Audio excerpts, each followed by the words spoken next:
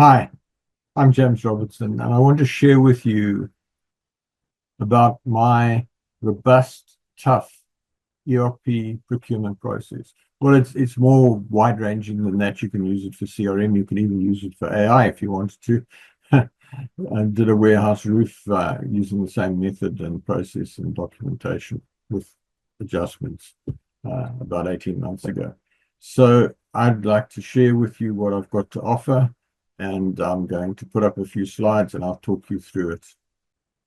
So a key part of what I'm offering you is to get your project off on the right foot with the most appropriate software, the most appropriate implementer, and a price that you have confidence in getting it achieved, and a good relationship with the implementer. It's important to understand that this is a form of negotiated marriage.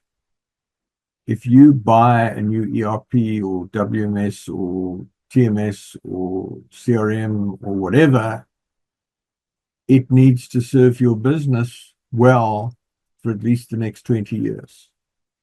Getting out of an ERP that is the wrong ERP is a massive, massive problem. So this is kind of like a marriage for life, and you need to look at it as though it's a marriage. So you need to be really comfortable it's the right software, that it's the right team of people to support that software. And you need to be comfortable with the price. You need to go through a process where you filter out all the things that could drive unexpected price increases. And that's what I'm offering you, is to get your project off on the right footing.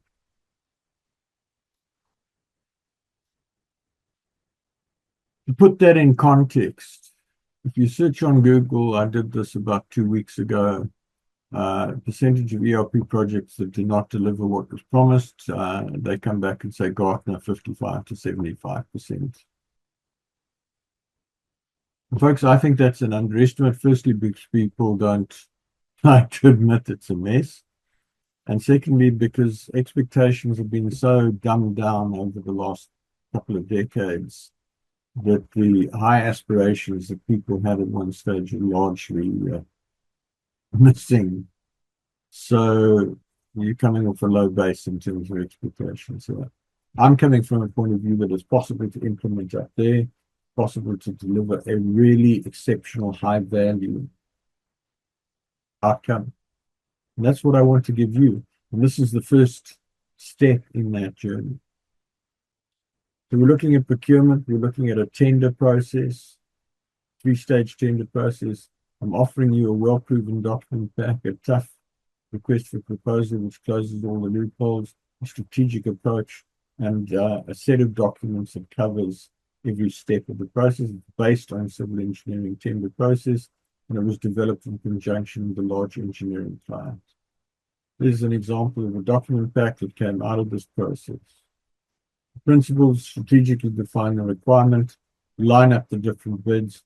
We'll see in a minute. I designed the whole specification such that you can take all your different bids, lay them out next to each other on a boardroom table, and compare section by section by section so that you make an informed decision. Allows you to progressively zoom in on the software you're most comfortable with, the implementer you're most comfortable with, and a price that you can get your head around. So I'm offering you a proven document pack, and there you can see the list of documents. I'm not going to go through all of them in detail, but I'm going to give you the headlines over the next few minutes.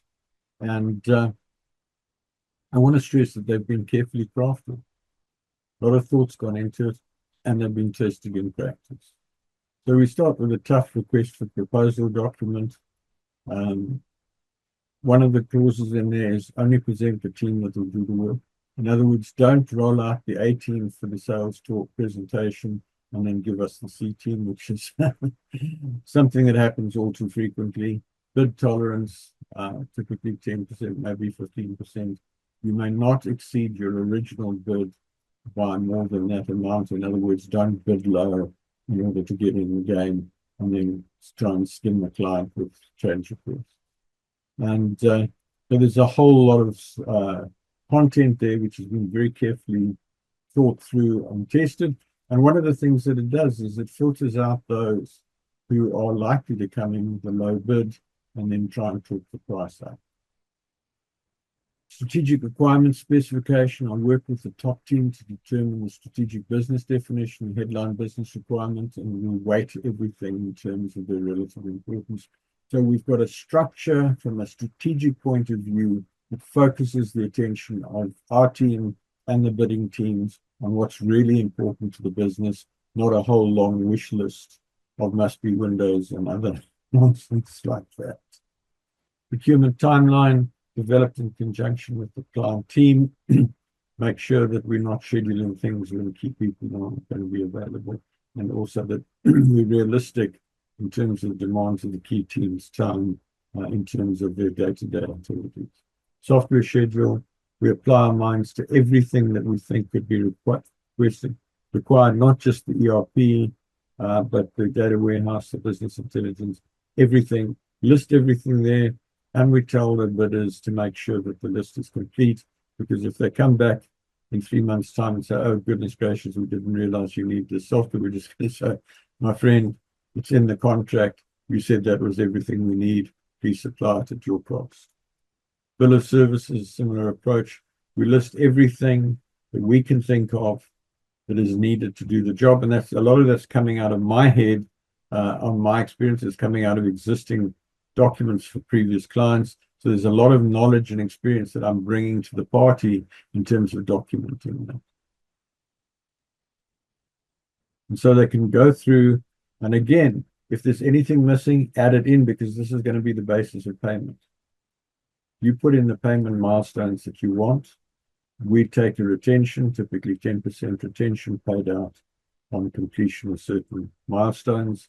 But it's a tough document. And the idea is that, again, there's nothing. Don't come to us in 3 months' time and say, oh, my goodness gracious me, we need to do this and we didn't align with it. That's an extra 5%. I'm sorry, it's part of the contract. It's your cost. Compliance checklist for our purposes and also for the bidders, to make sure that everything we've asked for is provided. And if it's not provided, that we give no reason why it's not provided. Adjudication score sheet. We've got our 7 primary strategic factors, each of which is weighted out of 100% in terms of relative importance to the outcome. We then take those, break them down into about 5 to 7 subpoints, each of those weighted out of 100%. We cascade the weights down. We score the individual bids 0 to 10. 0 couldn't be worse, 10 couldn't be better. And we ended up with a weighted score, which gives us a very good indication on an objective, systematic basis, averaged over the team doing the adjudication, that which offer we're most inclined to go with. In gut feel factors, take account of the chemistry. It happens that sometimes you just don't feel right with that supplier. Remember, this is a marriage, folks. You've got to be comfortable that you can live with that supplier for at least the next 20 years. If there's something scratching in your gut and you say, well, I think this guy's a bit of a chancer or whatever. I did a procurement not that long ago, and at the end of the day, one of the factors that resulted in the decision to go left or right was there's just something about this guy that doesn't feel right. Remember, it's a marriage. Then a prescribed table of contents. So we set out in exact detail what the bid pack must look like in sequence. So we can open all the bids, lay them down on a boardroom table and go section 1, section 2, section 3, compare, compare, compare. Really important. So you're not fumbling around trying to figure out. And then certificates. In construction, payments are made on the basis of a certificate. A certificate is issued by a quantity surveyor who says, yes, there are so many cubic meters of concrete, and yes, there's so many of these and so many of them. And this is the same thing. Before we go live, there's a certificate. Client team member, satisfied. Consultant, satisfied. Project leader, satisfied. etc., etc., etc. Chief financial officer satisfied until we get to a point where everybody's signed and the chief executive can say, right, I put my signature to go live. And if it turns out that somebody signed that and they knew there was a problem, well, there's going to be consequences. And then a schedule of reference documents, get the client team to dig out every piece of report, every spreadsheet, every bit of bespoke software. So there's a complete definition of what we've got at the moment, so that we've got everything that we've got at the moment is replaced in the new system. And then things that we can do that we can't do at the moment. The process, stage one, cast the net as wide as possible, speak to all relevant software houses, get them to recommend a suitable firm in your area. Stage two, narrow to a short list of about 3. Stage 3, you get the preferred bidder in for typically about 5 days on site to make sure they understand our business and we get to know them. Agree the timeline, agree the budget, fixed price with a high level of confidence on both sides, and agree the contract. The EXCO accept and approve, and the contract signed. With a high level of confidence that what you're signing for is what you're going to get, and you're not going to be surprised. Testimonial from Manning Impex, did 2 procurements for them a while back.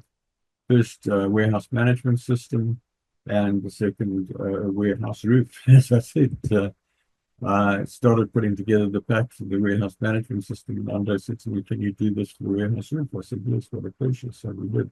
Obviously took some of the clauses out, but they were basically the same thing. And both projects went really, really well. Another testimonial from a person on the other side of the fence. Vantage point were bidders from Medicross. I was managing the procurement.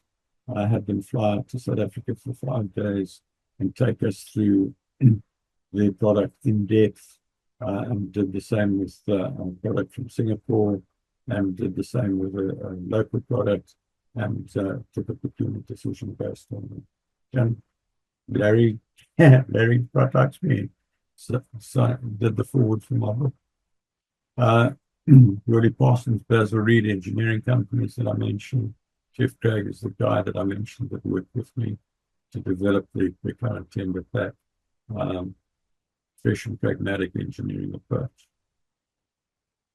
Few procurement clients, not necessarily known to most in South Africa. By the way, I've been in the UK nearly 12 years. For various reasons, I've only really started consulting on 18 months ago. And so I'm still building up a repertoire of clients. In conclusion, it's a robust, proven process. It's comprehensive. You get a tough contract which protects the client. You get the right software, the right implementer, the right enforceable fixed price, and you build a relationship. So it lays the foundation for an exemplary outcome. Bill Gates says, with regard to some new information, if you do not act within 48 hours, you probably never will. So I'd ask you, what is the single most important insight? And this presentation was the single most practical action you can take tomorrow to apply ERP more effectively. Please write down your thoughts. I know this is a video, so I'm not going to wait for you to write it down, but I suggest you pause and take a few minutes just to jot down the notes if you haven't been taking notes already. Any questions? Again, it's a video, so you can't ask the questions. But please feel free. You've got my contact details there on the screen. Email me, phone me, WhatsApp me. Get in touch however is convenient for you. I'd love to talk to you. We can get on Zoom. I can answer your questions. I'm really looking forward to helping you. So there you have it. You've got my contact details. I would really love to hear from you. Please phone, WhatsApp, email, however. Give me a call. Let's get on the phone. Let's get on Zoom. And let's talk about how I can help you. I really look forward to helping you get a really, really successful outcome. Your ERP or other business system procurement, or your warehouse roof for that matter, or some other thing. I look forward to hearing from you. Thanks so much. Bye.